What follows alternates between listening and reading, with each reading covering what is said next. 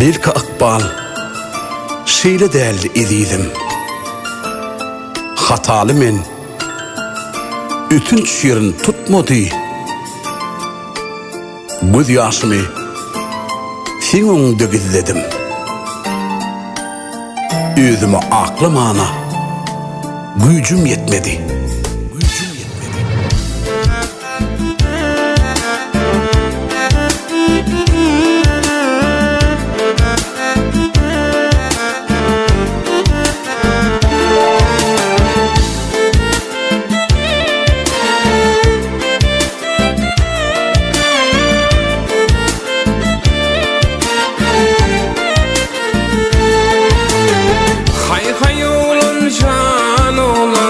Başına dertlerini otursun göz yaş döküp geçenin yatla beni. Hay oğlum can oğlum başına dertlerini otursun göz yaş döküp geçenin yatla beni. Olsa dadın akıllı periştesi dinanı siyendi vadan sözlerime ananı. Olsa dadın akıllı periştesi dinanı siyendi vadan sözlerime ananı. Yarım gönlüne dildim, yalan vadalar bildim. Elde bilin durmuş kurdum, bağışlay olmalım. Yarım gönlüne dildim, yalan vadalar bildim.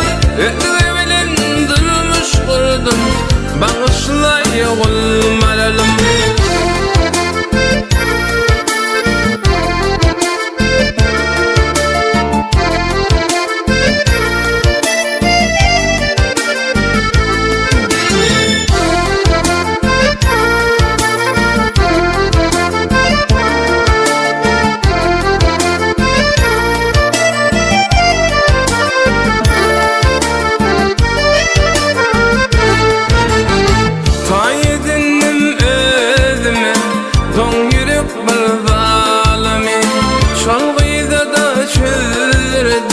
Gelecek akbalımı tayyedinin özüme don yürek bağlamı şolguyda da çözdürdüm gelecek akbalımı köpülüp azın kaldım dinlemin şekayını şeydip ellen gidirdim gözellerin ayını köpülüp azın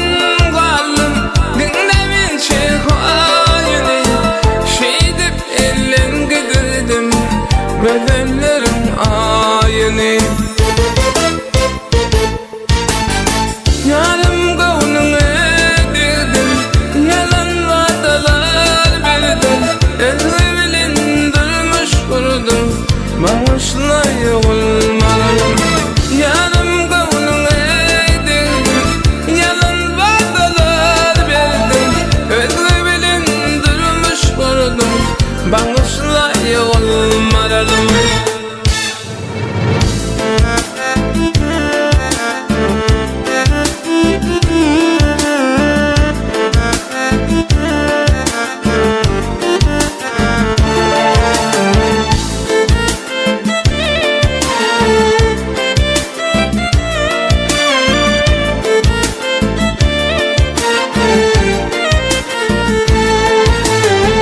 Yakıp bilmen mehriban enim atamın gönlünü terk edip men ağlattım canım berin feyenimi.